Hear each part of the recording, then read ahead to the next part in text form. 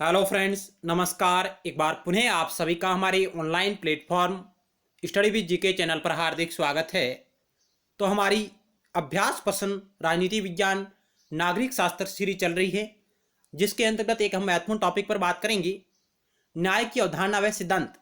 इस टॉपिक से संबंधित जो महत्वपूर्ण सवाल है उनके बारे में हमारी चर्चा रहेगी। हो सकता है एक दो पार्ट इस पर बने। यह हमारी सीरीज राजनीति विज्ञान नागरिक शास्त्र पेपर से जुड़े हुए समस्त साथियों के लिए अति उपयोगी है। तो आइए शुरुआत करते हैं बिना किसी देरी के। तो आज की इस वीडियो सीरीज का पहला सवाल आपकी स्क्रीन पर रहा। ये न्याय का निवारण प्रतिरोधात्मक सिद्धांत किस सिद्धांत पर आधारित है? जैसे को तैसा, कठोर एवं चेतनायुक्त सजा देना जिससे जुर्म रुक सके, अपराधी को सुधारा जाए, अपराधी के साथ नरमी से बर्ताव किया जाए। यानी न्याय का निवारण या प्रतिरोधात्मक सिद्धांत किस सिद्धांत पर आधारित है? तो इस सवाल का राइट उत्तर का ऑप्शन बी, कठोर एवं चेतनायुक्त सजा देना जिससे जुर्म को रोका जा सके। ऑप्शन बी राइट होगा। आप प्रत्येक सवाल के उत्तर को गैस करिएगा। आपके कुल कितने सवाल राइट होते हैं? लगभग हम इस वीडियो सीरीज में 30 से 35 सवालों के बारे में चर्चा करेंगे। तो अगला सवाल, किसकी पुस्तक है ए थ्योरी ऑफ जस्टिस 1971 में जो प्रकाशित हुई है? Plato, Mill, JS Mill, Ernest Barker, John Rawls. Option D right होगा। जॉन रॉल्स की प्रसिद्ध रचना है थ्योरी ऑफ जस्टिस। अगला सवाल, किसके अनुसार समूचे समाज को न्यायपूर्ण या अन्यायपूर्ण कहना अतार्किक है? यानी समूचे समाज को न्यायपूर्ण या अन्यायपूर्ण कहना अतार्किक है, यह कथन किस विद्वान का है? Herbert Spencer, FA. Hayek, JS. Mill, TH. Green. क्या होगा इस थर्ड नंबर सवाल का राइट उत्तर?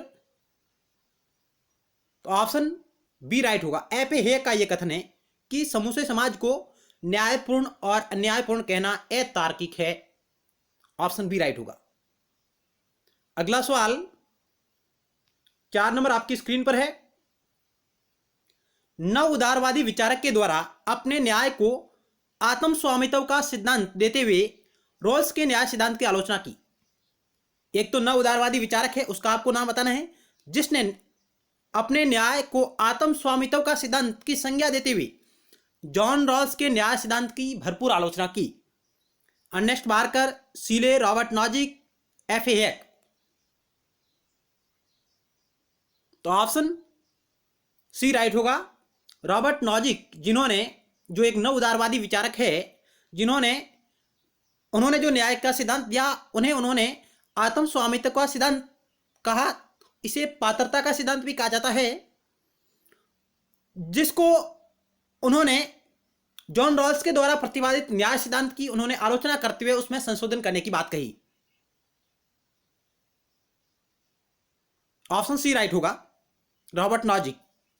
अगला सवाल, किसने अपनी रचना द आइडिया ऑफ जस्टिस 2009 में नीति प्रक्रिया के बजाय न्याय पर बल दिया? यानी द आइडिया ऑफ जस्टिस किस विद्वान की पुस्तक है? John Rawls, Amartya Sen, R Chakravarti, इनमें से किसी ने भी नहीं। तो ऑप्शन बी राइट होगा। अमर्त्य सेन की प्रसिद्ध रचना है द आइडिया ऑफ जस्टिस, जिसमें उन्होंने नीति प्रक्रिया के बजाय न्याय पर बल दिया है। ऑप्शन बी राइट होगा। अगला सवाल, रॉल्स ने न्याय सिद्धांत में किन बिंदुओं को स्वीकार किया? जॉन रॉल्स ने जो अपना प्रसिद्ध न्याय सिद्धांत दिया, जिसमें उन्होंने किन किन बिंदुओं पर बल दिया है या किन किन बिंदुओं को स्वीकार किया है? समान स्वतंत्रता का अधिकार, ऑप्शन ए। ऑप्शन बी अवसर की समानता, ऑप्शन सी विभेद का नियम, और ऑप्शन डी है उपरोक्त सभी। तो ऑप्शन डी राइट होगा। इन सभी बिंदुओं पर उन्होंने बल दिया है, उन्हें स्वीकार किया है। समान स्वतंत्रता का अधिकार, अवसर की समानता, विभेद का नियम। ऑप्शन डी राइट होगा। अगला सवाल, 7 नंबर आपकी स्क्रीन पर है। सत्य बताइए। रॉल्स का न्याय सिद्धांत के बारे में आपको सत्य कथन का चयन करना है। विभेद के नियम पर आधारित है। न्याय की संकल्पना शुद्ध प्रक्रियात्मक है। जॉन रॉल्स के न्याय सिद्धांत को आशादिक एकता का सिद्धांत भी कहा जाता है। ऑप्शन डी उपरोक्त सभी। क्या जॉन रॉल्स के न्याय के सिद्धांत के बारे में ये सभी कथन सत्य है या नहीं? आपको राइट उत्तर का चयन करना है। तो इस सवाल का राइट उत्तर का ऑप्शन डी उपरोक्त सभी कथन सत्य है। उनका न्याय का सिद्धांत विभेद के नियम पर आधारित है। न्याय की संकल्पना को वो शुद्ध प्रक्रियात्मक कहते हैं। सिद्धांत को आशादिक एकता का सिद्धांत भी कहा जाता है। ऑप्शन डी राइट होगा। अगला सवाल आपकी स्क्रीन पर रहा ये 8 नंबर।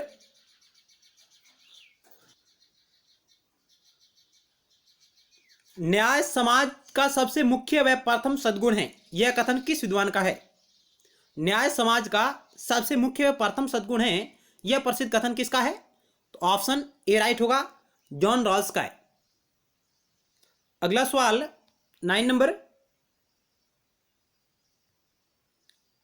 रॉल्स ने न्याय को क्या कहा? Whiteness, option B design, option C fairness, option D कानूनी कार्रवाई का सिद्धांत। जॉन रॉल्स ने न्याय को क्या कहा है? वाइटनेस, डिजाइन, फेयरनेस, कानूनी कार्रवाई का सिद्धांत। तो ऑप्शन सी राइट होगा, फेयरनेस। ऑप्शन सी राइट होगा। अगला सवाल 10 नंबर आपकी स्क्रीन पर रहा। न्याय की देवी की प्रतिमा में उसकी आंखों पर बंधी पट्टी किस बात का संकेत करती है? न्याय की देवी की प्रतिमा में उसकी आंखों पर बंधी पट्टी किस बात का संकेत करती है? निरंकुश रहने की, तानाशाह बनने की, निष्पक्ष रहने की, इनमें से कोई नहीं। तो राइट उत्तर होगा ऑप्शन सी, निष्पक्ष रहने की। ऑप्शन सी राइट होगा। अगला सवाल, व्यापक संदर्भ में सामाजिक न्याय का सिद्धांत किसने दिया? प्लेटो, जेसमिल, जॉन रॉल्स, अर्नेस्ट बार्कर। व्यापक संदर्भों में सामाजिक न्याय का सिद्धांत किसने दिया? तो यह दिया था जॉन रॉल्स ने, a theory of justice 1971। Option C right होगा। अगला सवाल 12 नंबर। वितरण न्याय के सिद्धांत का प्रतिपादन सबसे पहले किसने किया? वितरणात्मक न्याय के सिद्धांत का प्रतिपादन सबसे पहले किसने किया? अरस्तु, Godwin, Herbert Spencer, John Rawls. Option A right होगा, अरस्तु महोदय, जिन्होंने वितरणात्मक न्याय के सिद्धांत का प्रतिपादन सबसे पहले किया था। और आनुपातिक समानता का प्रतिपादन भी अरस्तु महोदय के द्वारा किया गया।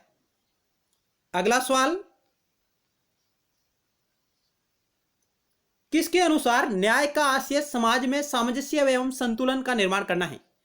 न्याय का आशय समाज में सामंजस्य एवं संतुलन का निर्माण करना है। प्लेटो, अरस्तु, लॉक, रूसो। तो इस सवाल का राइट उत्तर का ऑप्शन ए प्लेटो का कथन है। ऑप्शन ए राइट होगा।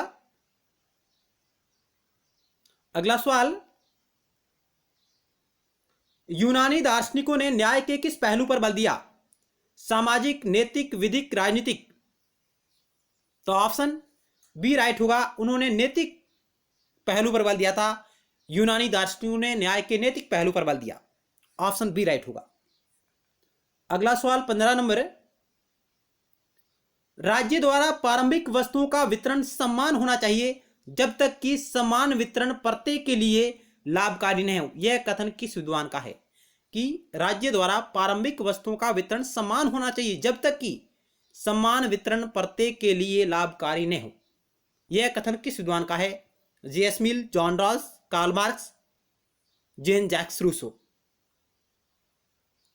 तो राइट उत्तर का ऑप्शन बी, जॉन रॉल्स का यह प्रसिद्ध कथन है। ऑप्शन बी राइट होगा। अगला सवाल 16 नंबर आपकी स्क्रीन पर रहा। पाश्चात्य राजनीतिक चिंतन में न्याय की व्याख्या सर्वप्रथम किस विचारक ने की थी? संत ऑगस्टाइन, अरस्तु, प्लेटो, थॉमस एक्विनास। इस सवाल के आधार पर आपको इस प्रश्न का उत्तर चयन करना है कि पाश्चात्य राजनीतिक चिंतन में न्याय की व्याख्या सर्वप्रथम किस विचारक ने की? तो इसका उत्तर होगा ऑप्शन सी, प्लेटो के द्वारा।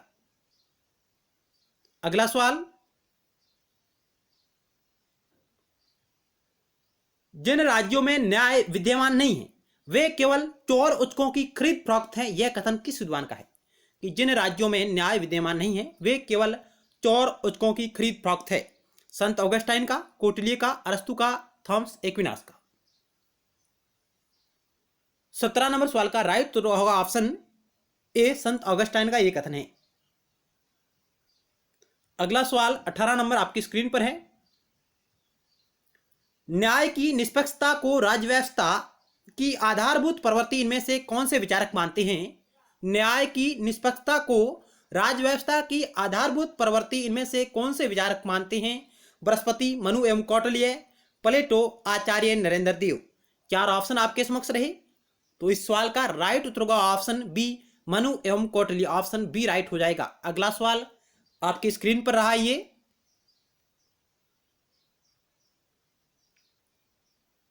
19 नंबर सवाल, कानून के उल्लंघन पर दिया जाने वाला दंड न्याय के किस रूप को परिलक्षित करता है? नैतिक न्याय को, राजनीतिक न्याय को, आर्थिक न्याय को, कानूनी न्याय को। कानून के उल्लंघन पर दिया जाने वाला दंड न्याय के किस रूप को परिलक्षित करता है? तो इस सवाल का राइट उत्तर होगा ऑप्शन डी, कानूनी न्याय को। ऑप्शन डी राइट होगा। अगला सवाल 20 नंबर आपकी स्क्रीन पर है। सामाजिक न्याय जैसा कोई शब्द ही नहीं है, यह बात कौन सा विद्वान करता है कि सामाजिक न्याय जैसा कोई शब्द नहीं है? एफ.ए. हेक, जॉन रॉस, संत ऑगस्टाइन, अर्नेस्ट बार्कर। 4 ऑप्शन आपके समक्ष रहे, तो राइट उत्तर का ऑप्शन ए, एफ.ए. हेक ने कहा कि सामाजिक न्याय जैसा कोई शब्द ही नहीं है। ऑप्शन ए राइट होगा। अगला सवाल 21 नंबर 21 नंबर आपकी स्क्रीन पर है। प्लेटो ने अपने न्याय सिद्धांत में समाज की कितनी श्रेणियां बताई? 2, 3, 4, 5। तो राइट उत्तर होगा ऑप्शन 2, उन्होंने 3 श्रेणियां बताई थी। तो आइए कौन कौन सी बताई उन्होंने? प्लेटो ने अपने न्याय सिद्धांत में समाज की निम्नलिखित 3 श्रेणियां बताई हैं। शासक, जिसे अभिभावक वर्ग, सैनिक वर्ग, रक्षक वर्ग, उत्पादक वर्ग, सहायक वर्ग। मानवीय आत्मा के 3 गुणों के आधार पर 3 श्रेणियों का प्रतिपादन करता है प्लेटो महोदय। अगला सवाल आपकी स्क्रीन पर रहा 22 नंबर 22 नंबर सवाल, अज्ञानता के पर्दे सिद्धांत के प्रतिपादक कौन है? वेल ऑफ इग्नोरेंस की जो अवधारणा प्रतिपादित की वो किस विद्वान ने की थी? अज्ञानता के पर्दे की बात कौन सा विद्वान करता है? प्लेटो, अरस्तु, नॉजिक, रॉल्स। तो इस सवाल का राइट उत्तर का ऑप्शन 4, जॉन रॉस ने इसकी बात की है। अज्ञानता का पर्दा, वेल ऑफ इग्नोरेंस। अगला सवाल 23 नंबर आपकी स्क्रीन पर रहा। रिपब्लिक निम्न में से किसके द्वारा लिखित ग्रंथ है? तो इस सवाल का राइट उत्तर का ऑप्शन बी, प्लेटो महोदय के द्वारा यह लिखित ग्रंथ है रिपब्लिक। अगला सवाल है आपकी स्क्रीन पर, प्लेटो ने मानवीय आत्मा में विद्यमान तत्वों में किसे नहीं शामिल किया है? यानी प्लेटो ने मानवीय आत्मा में विद्यमान तत्वों में किसे नहीं शामिल किया है? तृष्णा, सोये, सत्य और बुद्धि। तो क्या होगा इस सवाल का राइट उत्तर? तो ऑप्शन सी राइट होगा, सत्य को उन्होंने इसमें शामिल नहीं किया है। ऑप्शन सी राइट होगा। अगला सवाल आपकी स्क्रीन पर है 25 नंबर, न्याय मानवीय संबंधों का नियमन है, यह कथन किससे संबंधित है या संबंध रखता है? प्लेटो, अरस्तु, हॉब्स, जेम्स मिल। इस सवाल का राइट उत्तर होगा ऑप्शन बी, अरस्तु का यह कथन है कि न्याय मानवीय संबंधों का नियमन है। ऑप्शन बी राइट होगा। अगला सवाल 26 नंबर, ईश्वरीय राज्य का सिद्धांत निम्न में से किस विचारक से संबंधित है? ईश्वरीय राज्य का सिद्धांत किस विद्वान से संबंधित है? अरस्तु, कार्ल मार्क्स, डेविड ह्यूम, संत ऑगस्टाइन। तो इस सवाल का राइट उत्तर का ऑप्शन डी, संत ऑगस्टाइन से संबंधित है ईश्वरीय राज्य का सिद्धांत। अगला सवाल, निम्न में से किस उपयोगितावादी का प्रवर्तक माना जाता है? निम्न में से किसे उपयोगितावाद का प्रवर्तक माना जाता है? Thomas Aquinas, Hobbes, James Mill, Jeremy Bentham.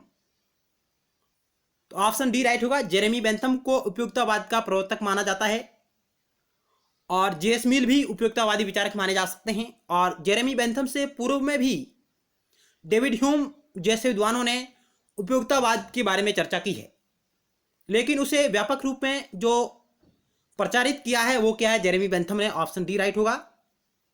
अगला सवाल है, ए थ्योरी ऑफ जस्टिस नामक पुस्तक के लेखक है, तो राइट उत्तर होगा ऑप्शन बी जॉन रॉस। अगला सवाल, सत्य, करुणा, उदारता, अहिंसा आदि गुण किस प्रकार के न्याय से संबंधित रखते हैं?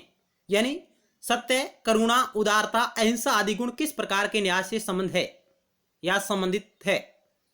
कानूनी न्याय, राजनीतिक न्याय, नैतिक न्याय, सामाजिक न्याय। तो इस सवाल का राइट उत्तर होगा 29 का ऑप्शन सी, नैतिक न्याय से ये संबंध रखते हैं। ऑप्शन सी राइट होगा।